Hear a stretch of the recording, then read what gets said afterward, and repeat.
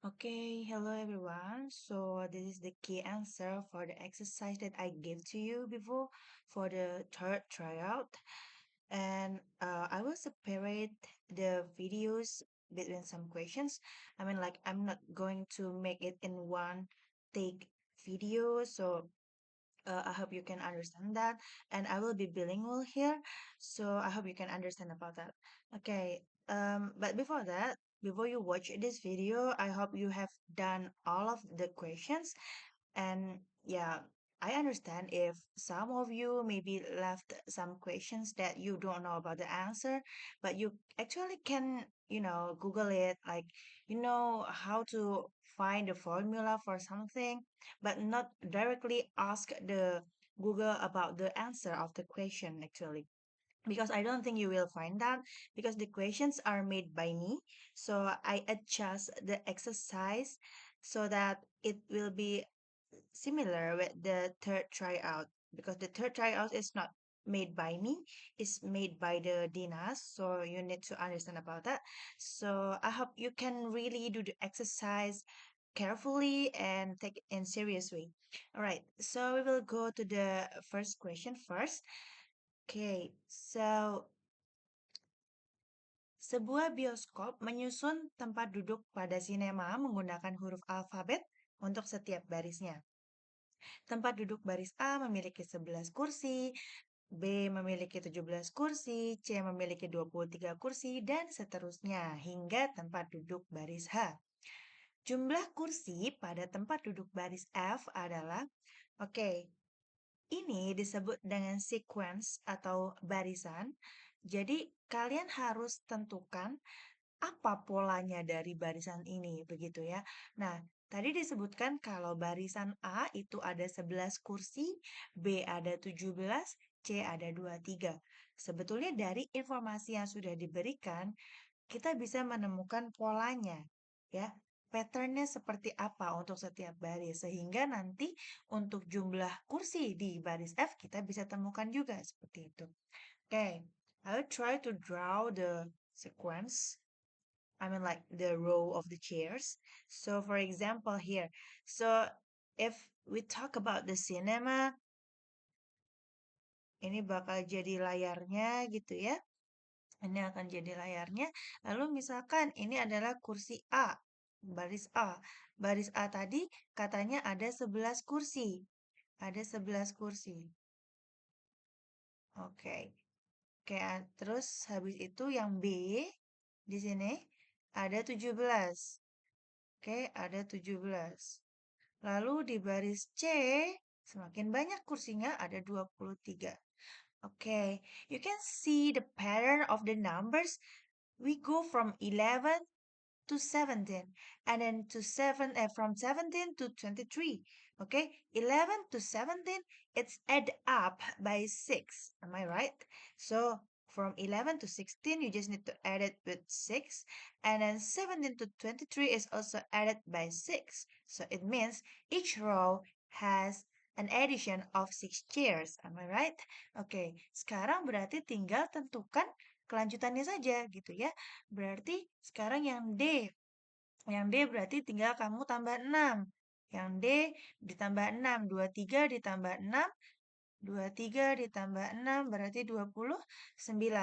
Oke, ingat yang ditanya adalah F. You need to focus on the question. Oke, you need to focus on the question. Oke, habis D berarti kita masih lanjut yang E. Ini nggak muat ya. I will just put it here. Berarti yang E itu adalah 29 ditambah 6. In which means it's 35. And the next one is the question. It's about the row F.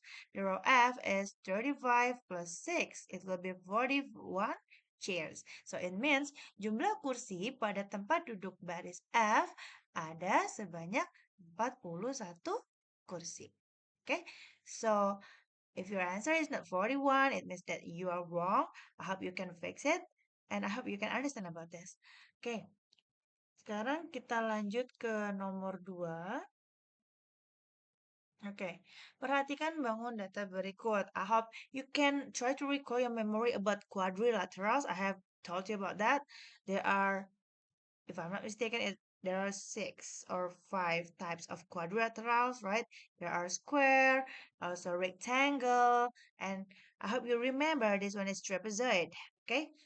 Nah, bangun datar tersebut dapat diuraikan menjadi, oke, nanti memang akan ada pertanyaan seperti ini. Nah, kalian harus ingat jenis-jenis garis itu ada horizontal, vertikal, dan juga diagonal, ya. Nah, nanti memang pertanyaannya akan seperti itu. Bagaimana cara kamu menganalisis bangun ini menjadi beberapa bagian seperti itu. Di situ saya sudah mencontohkan 3 buah segitiga dengan cara membelahnya secara vertikal. Nah, berarti PR kalian adalah kalian harus memahami dulu mana yang horizontal, bagaimana sih bentuk garis horizontal, bagaimana bentuk garis vertikal, dan bagaimana bentuk garis eh, diagonal seperti itu ya. Nah, itu kalian harus memahami secara betul. Nah, oke, yang namanya horizontal itu adalah dari kiri ke kanan. Jadi misalkan seperti ini namanya horizontal. Horizontal. Lalu untuk yang ke atas itu namanya vertikal. Vertikal. Lalu terakhir adalah diagonal. Diagonal itu berarti akan miring seperti ini. Ini namanya diagonal. Oke. Nah, untuk pertanyaan ini sebetulnya ada beberapa jawaban, tergantung bagaimana kamu membuat garisnya. Seperti itu. Oke, I will go one by one. First, I will just separate the trapezoid into some parts vertically. Okay, I will go with a vertical line. So I can split it here.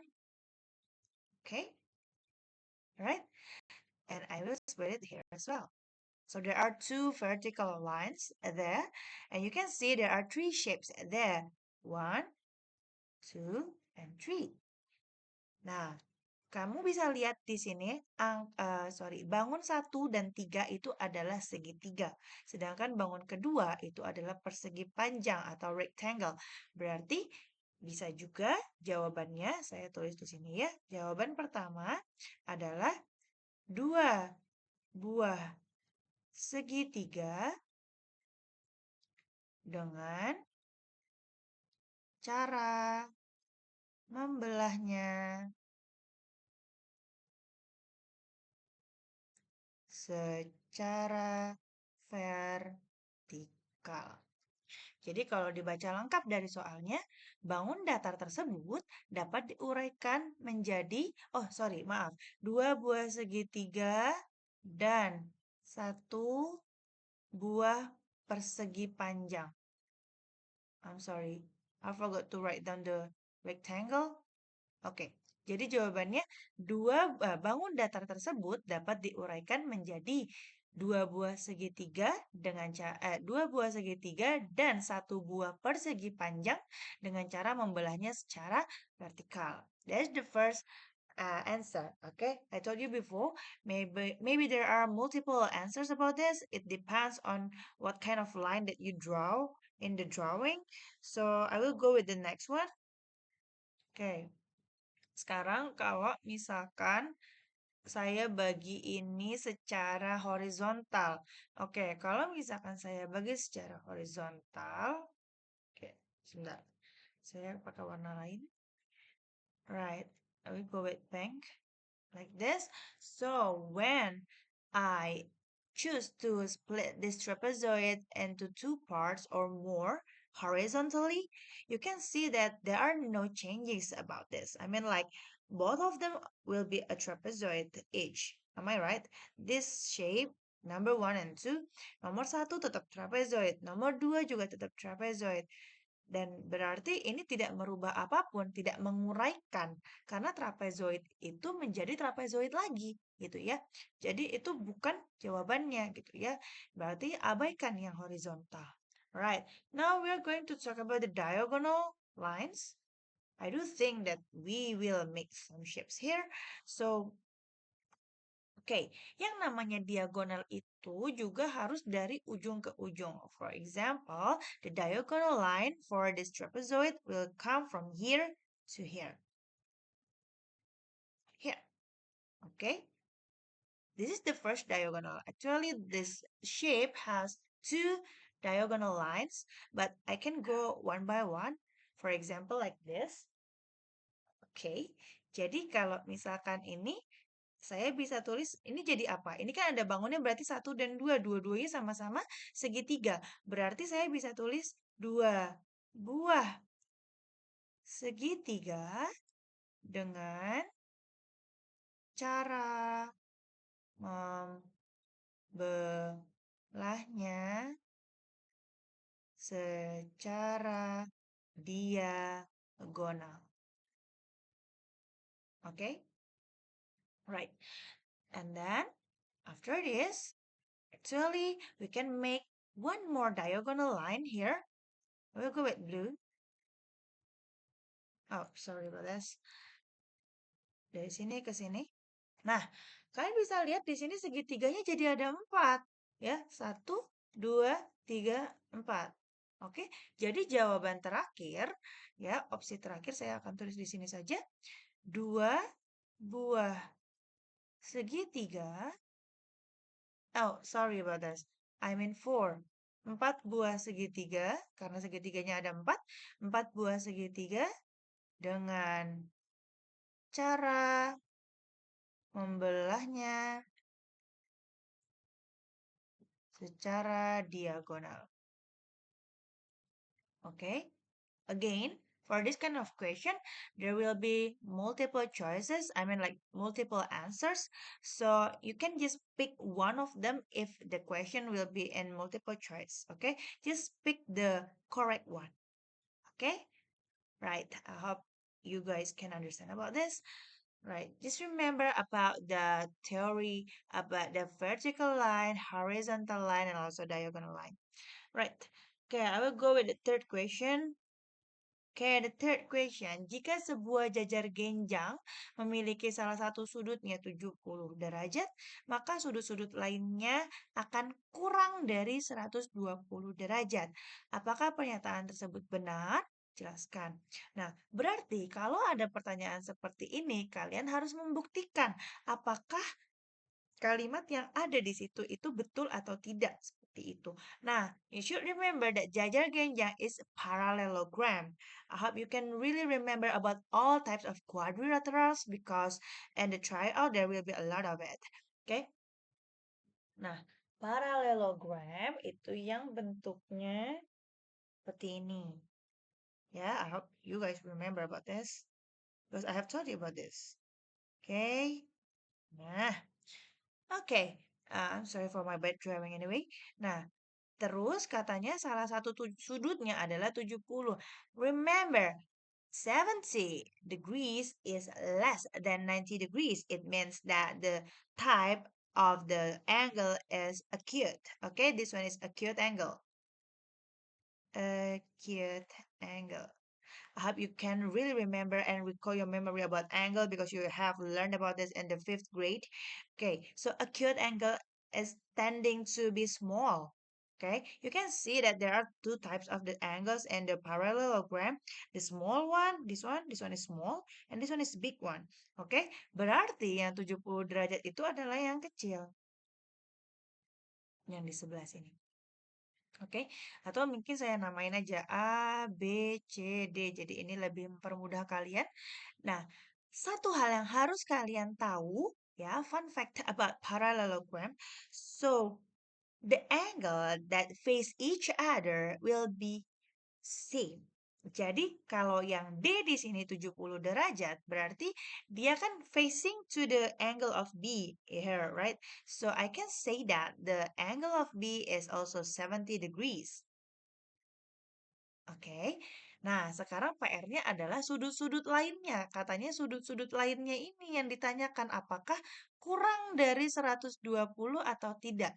In which means it talks about the angle of A and also C. Nah, satu hal lagi yang harus kalian ingat, untuk segi empat apapun, tidak hanya parallelogram, mau itu persegi, persegi panjang, trapesium, jajar genjang, layang-layang, belah ketupat, semua segi empat itu total sudutnya itu adalah 360 derajat. Oke. Right. Nah, 360 derajat. Di sini sudah ada 70, di sini sudah ada 70. Berarti artinya sisa sudutnya ada berapa? 360 dikurangi 140. 140 dari mana? 70 kurang 70, ya. Ini kan oke. Kalau enggak saya tulis jabarnya saja deh. 70 dikurang 70 gini ya. 360 dikurangi 70 berarti adalah 290. Dikurangi 70 lagi berarti jadi 220 derajat. Oke, berarti sisa sudutnya adalah 220 derajat. 220 derajat itu adalah sudut A dan C, bukan masing-masing 20, tapi totalnya. Kalau kamu menjumlahkan sudut A dan sudut C, jumlahnya harus 220 gitu ya. Nah, tadi seperti yang saya bilang di awal, kalau misalkan di parallelogram atau jajar genjang, sudut yang berhadapan itu akan sama besar. Ya, jadi the angle that facing each other will have a same measurement. Okay, will have the same measure. Jadi karena A dan C itu saling berhadapan-hadapan, berarti artinya A dan C itu akan sama besar. Dan totalnya adalah 220. Artinya apa? Kamu tinggal bagi 2. Berarti masing-masing adalah 110. Yang di sini 110, yang di sini juga 110 derajat. If you add them up all, it will be a 360. Okay? You can just try it. Nah, sekarang balik lagi ke pertanyaannya. Jika sebuah jajar genjang memiliki salah satu sudut 70, ini ya, sudah saya gambar, maka sudut-sudut lainnya akan kurang dari 120, kurang dari less than 120. You can see that each angle A and also C, each of them are 110, right? So 110 is less than 120. So it means the pernyataan or the statement is right. Apakah pernyataan tersebut benar? Ya. Pernyataan benar. Karena sudut-sudut lainnya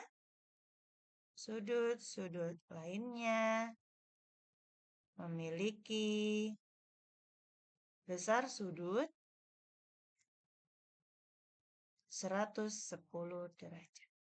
This is the answer for number 3. Okay? Okay, if you have any question regarding the answer, you can just try to ask it to me, okay?